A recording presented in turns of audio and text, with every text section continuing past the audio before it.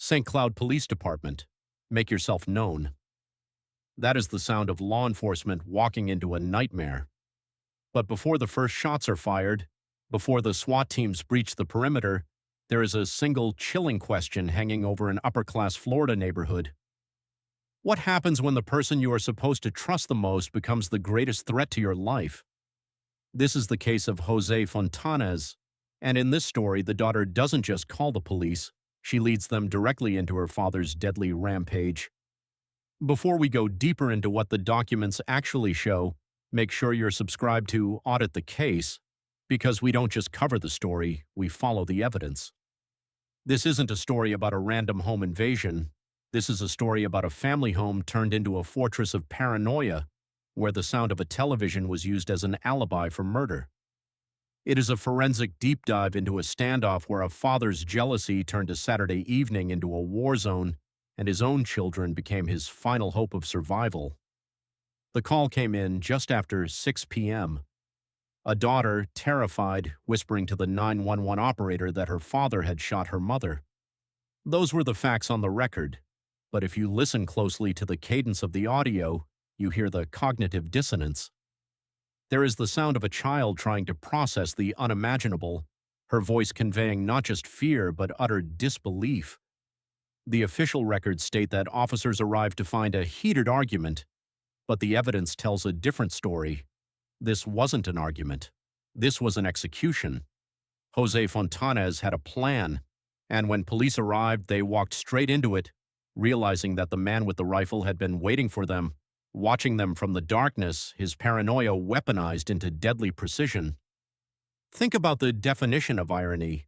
A man accuses his wife of infidelity, so he plants recording devices in his own home, turning his family into subjects of his investigation. He accuses his wife of cheating, so he shoots her in their own bathroom in front of their children. Then, when confronted by police, he claims the gunfire they heard was just the television. That is the hallmark of a suspect who is either deeply detached from reality or willing to weaponize lies to manipulate the situation. The formal statute, Florida law, defines this as premeditated murder. In plain English, it means he made a choice. It means he had time to think about what he was doing before he pulled the trigger. He stalked her, he recorded her, he waited, he shot her, and then he fired on police who were just trying to save her.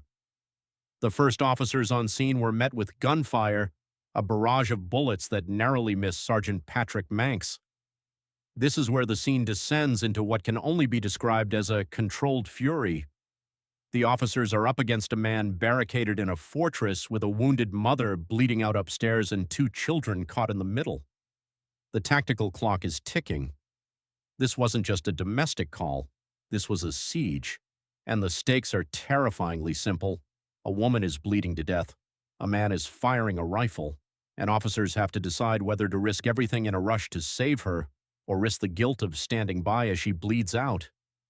It is a ticking clock moment that reframes this entire story as a thriller, not just a political headline.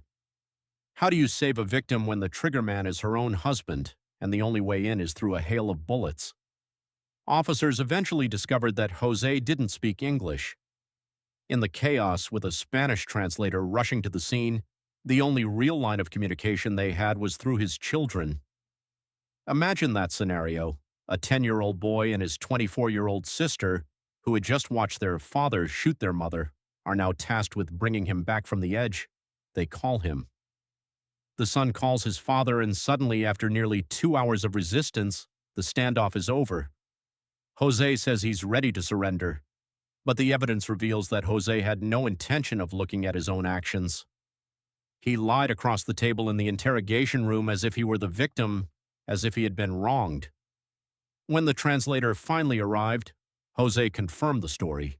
He shot his wife because he was convinced she was cheating. He was so consumed by rage that he told detectives he never retrieved the weapon from the bathroom because he didn't want to look at her. He couldn't look at her. He couldn't face what he had done. But he could pull the trigger. Let that sink in. He could kill her, but he couldn't look at her. It is the ultimate act of cowardice. In Florida, first-degree murder is defined as a killing that is premeditated. The state's statutes outline that a premeditated design to effect death means you planned it out in your head before you did it.